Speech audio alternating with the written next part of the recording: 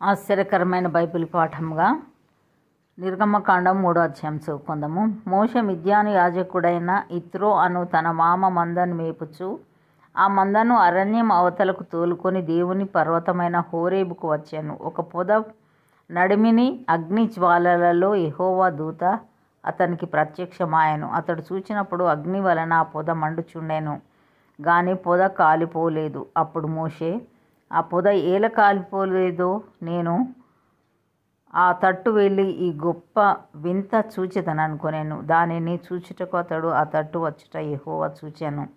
దేవుడు ఆ పొద నడుమ నుండి మోషే మోషే అని అతనిని పిలిచెను. అందుకతడు చిత్తం ప్రభువా అనెను. అందుకు ఆయన, దగ్గరకు రావద్దు, నీ పాదముల నుండి నీ చెప్పులు విడువుము, నీవు నిలిచి ఉన్న స్థలము పరిశుద్ధ ప్రదేశము అనెను. మరియు ఆయన, నేను నీ తండ్రి దేవుడను, అబ్రహాము దేవుడను, ఇస్సాకు దేవుడను, యాకోబు దేవుడను అని చెప్పగా మోషే తన ముఖమును కప్పుకొని దేవుని వైపు చూడవెరచెను.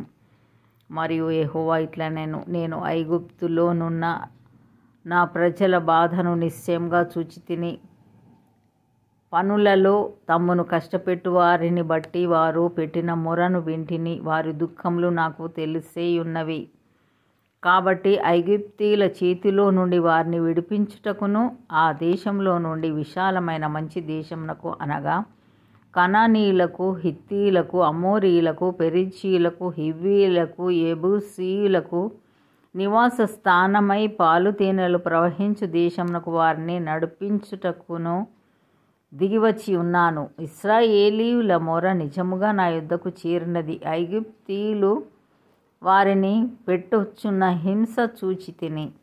కాగా రమ్ము, నిన్ను ఫరో యొద్దకు పంపెదను. ఇశ్రాయేలీయులైన నా ప్రజలను నీవు ఐగుప్తులో నుండి తోడుకొని పోవలెననెను. అందుకు మోషే, నేను ఫరో యొద్దకు వెళ్ళుటకును ఇశ్రాయేలీయులను ఐగుప్తులో నుండి తోడుకొని పోవుటకును ఎంతటి వాడనని దేవునితో అనగా, ఆయన నిశ్చయముగా నేను నీకు తోడయుందును, నేను నిన్ను పంపితిననుటకు ఇది నీకు సూచన. నీవు ఆ ప్రజలను ఐగుప్తులో నుండి తోడుకొని వచ్చిన తర్వాత మీరు ఈ పర్వతము మీద దేవుని సేవించెదరనెను.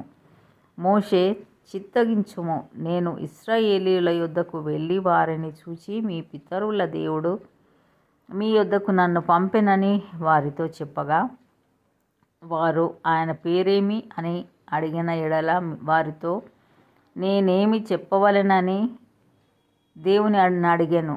అందుకు దేవుడు, నేను ఉన్నవాడను అను వాడనై ఉన్నానని మోషేతో చెప్పెను. మరియు ఆయన, ఉండునను వాడు మీ యొద్దకు నన్ను పంపెనని నీవు ఇశ్రాయేలీయులతో చెప్పవలెననెను. మరియు దేవుడు మోషేతో నిట్లనెను, మీ పితరుల దేవుడైన యెహోవా అనగా అబ్రహాము దేవుడు, ఇస్సాకు దేవుడు, యాకోబు దేవుడు నైనా యెహోవా మీ మధ్యకు నన్ను పంపెనని నీవు ఇశ్రాయేలీయులతో చెప్పవలెను. నిరంతరము నా నామము ఇదే, తరతరములకు ఇది నా జ్ఞాపకార్థక నామము.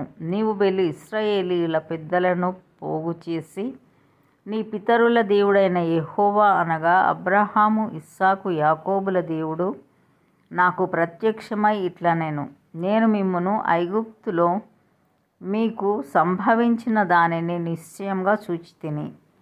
ఐగుప్తు బాధలో నుండి పాలు తేనెలు ప్రవహించు దేశమునకు అనగా కనానీయులు, హిత్తీయులు, అమోరీయులు, పెరిజీయులు, హివ్వీయులు, యెబూసీయులున్న దేశమునకు మిమ్ము రప్పించెదనని సెలవిచ్చితినని వారితో చెప్పుము. వారు నీ మాట విందురు గనుక నీవును ఇశ్రాయేలీయుల పెద్దలును ఐగుప్తు రాజు నొద్దకు వెళ్ళి అతని చూచి, హెబ్రీయుల దేవుడైన యెహోవా మాకు ప్రత్యక్షమాయెను గనుక మేము అరణ్యమునకు 3 దినముల ప్రయాణమంత దూరం పోయి మా దేవుడైన యెహోవాకు బలిని సమర్పించుదుము సెలవిమ్మని అతనితో చెప్పవలెను. ఐగుప్తు రాజు మహాబలముతో మీ మీదికి వచ్చి మేము పోనీయడని నేను ఎరుగుదును. కానీ నేను నా చెయ్యి చాపి ఐగుప్తు మధ్యమున నేను చేయదలచియున్న నా అద్భుతములన్నిటినీ చూపి దాన్ని పాడు చేసేదను.